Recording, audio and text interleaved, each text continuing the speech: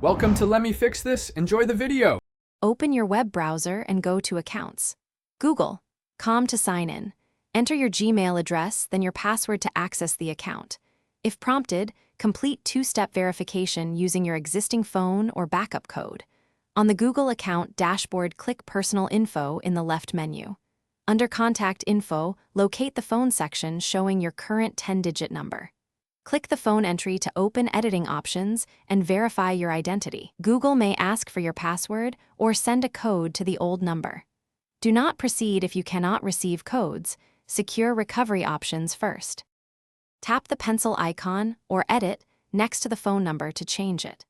Choose Replace Number, then enter your new 10-digit phone number carefully. Select whether the number is personal or work to categorize it correctly. Google will send a verification code to the new number immediately after entry. Enter the numeric code exactly as received to confirm ownership of the number. If you do not receive a code, wait 1 minute, then request resend. Save changes when verification completes to finalize the updated phone number.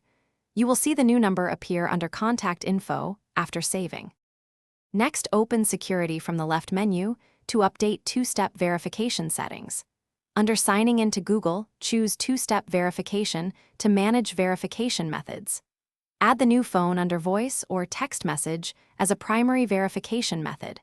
Remove the old phone from two-step verification after confirming the new number works. Also update Recovery Phone under Personal Info so account recovery uses the new number. Review backup options like Authenticator app, backup codes, and a secondary phone. Test sign-in on another device to confirm the new number receives.